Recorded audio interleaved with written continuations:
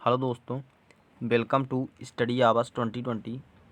इस वीडियो में हम करंट अफेयर्स के टॉप 50 क्वेश्चंस ऑन आंसर को देखने वाले हैं। तो अगर आपको वीडियो अच्छा लगता है तो वीडियो को लाइक कर दें और शेयर कर दें। साथ ही हमारे चैनल को सब्सक्राइब कर लें। आने वाली वीडियो के अपडेट के लिए, नोटिफिकेशन के लिए आप बेल आइकन को भी दबा लें। चलिए शुरू करते हैं। पहला क्वेश्चन है, दुनिया के सबसे शक्तिशाली कंप्यूटर फुगाकू को तैयार करने वाले वैज्ञानिक हैं। तो इसका उत्तर होगा सी बोथ, रिकेन और फुजित्सु। अगला क्वेश्चन है, हाल ही में किस देश ने बुर्का पर प्रतिबंध लगाने की घोषणा की है? तो श्रीलंका। इसका सी ऑप्शन सही होगा। हाल ही में किसने भोपाल एम्स में प्रशासनिक भवन सहित कई अन्य सुविधाओं का उद्घाटन किया है? तो केंद्रीय स्वास्थ्य मंत्री डॉक्टर हर्षवर्धन सिंह जी। इसका ये ऑप्शन सही होगा। हाल ही में मोहम्मद गौस सुकरे कमलको को कहाँ का अतिरिक्त न्यायाधीश बनाया गया है? तो इसका उत्तर होगा ए, कर्नाटक।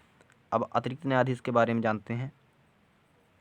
अतिरिक्त न्यायाधीश की नियुक्ति राष्ट्रपति के द्वारा संविधान के अनुच्छेद 224 खंड 1 के प्रावधान के अनुसार की जाती है और मोहम्मद गौस सुकरे जी ने 23 वर्षों तक बेंगलोर हाई कोर्ट में प्रैक्टिस की हुई है।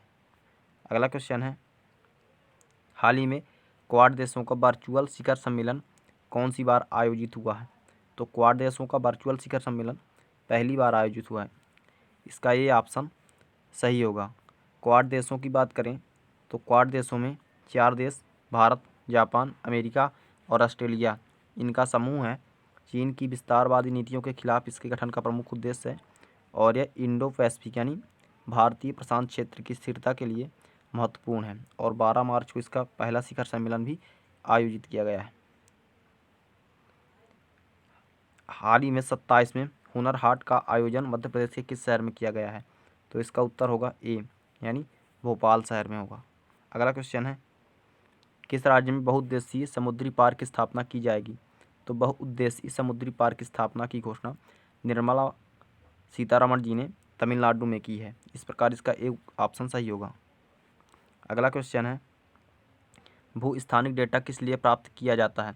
भू स्थानिक डेटा स्टैटिक लोकेशन और डायनामिक लोकेशन इन दोनों के लिए प्राप्त किया जाता है। इस प्रकार इसका उत्तर होगा सी, यानी बोथ।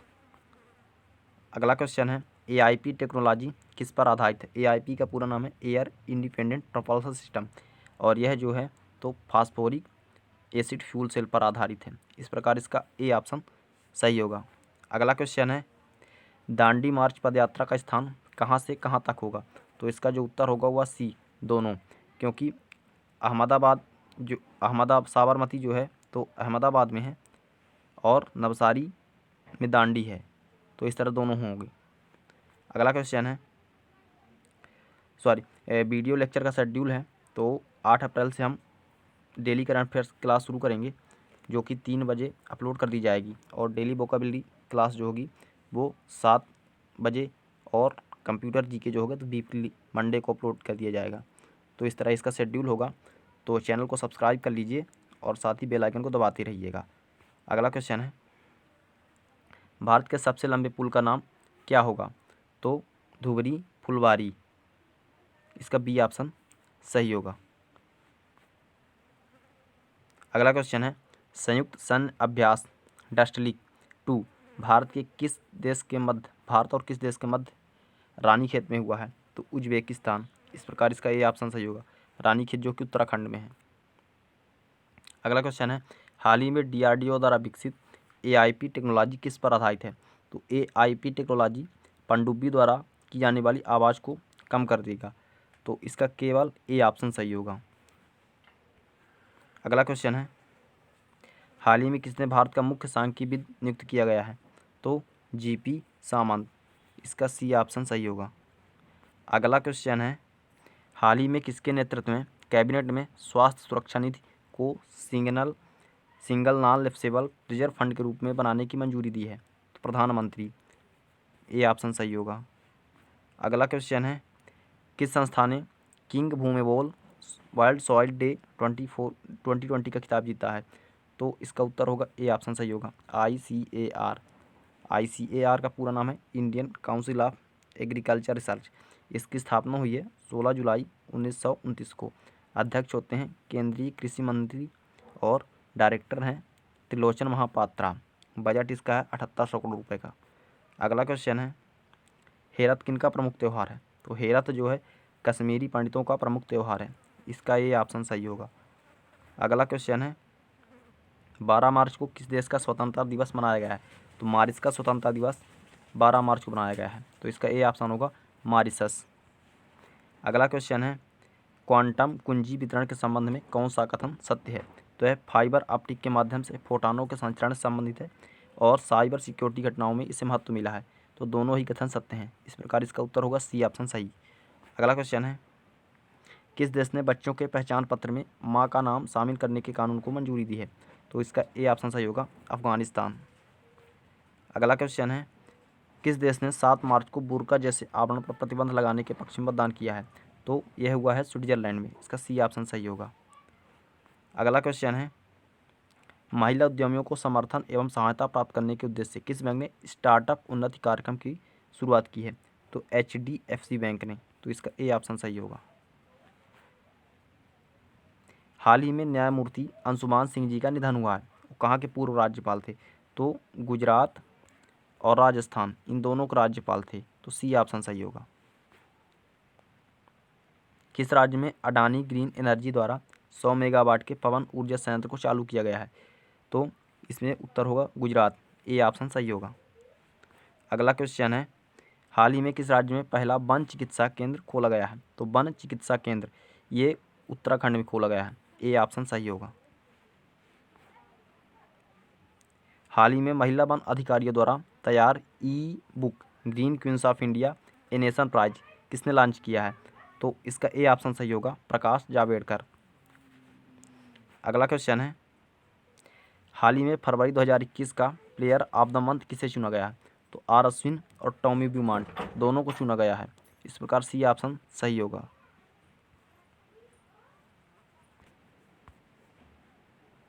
अगला क्वेश्चन है CPCB द्वारा जारी किए गए 112 सबसे प्रदूषित स्थलों में कौन सा राज्य टॉप पर रहा है?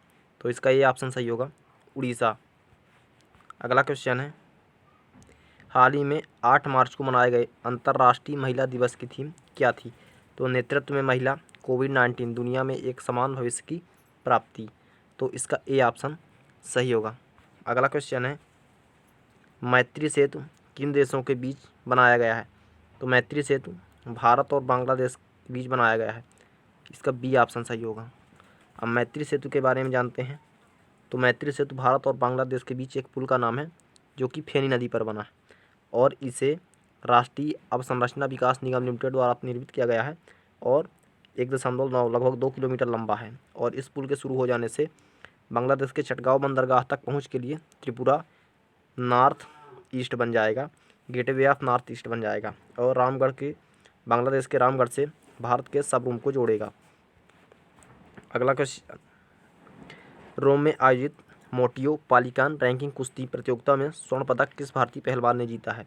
तो इसका ए ऑप्शन सही होगा बजरंग पूनिया।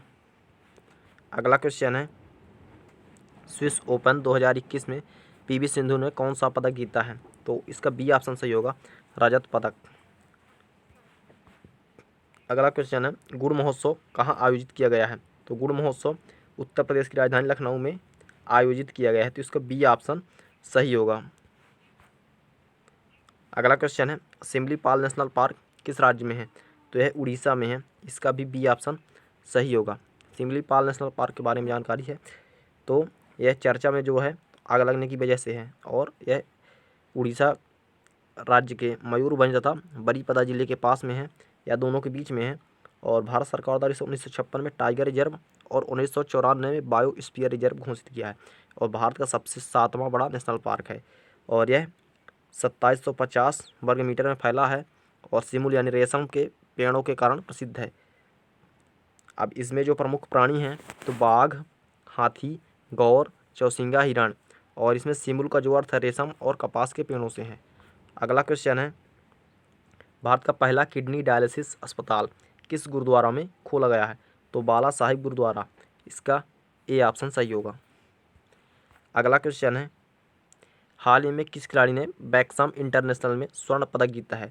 तो मनीष कौशिक, इसका ए ऑप्शन सही होगा। यह एक बॉक्सिंग का टूर्नामेंट है। अगला क्वेश्चन है, हाल ही में किसने स्टारशिप एसन रॉकेट को लॉन्च किया है? तो स्पेस एक्स, जो कि एलन मस्क की कंपनी है, उसने लॉन्च किया है। ए ऑप्शन सही होगा।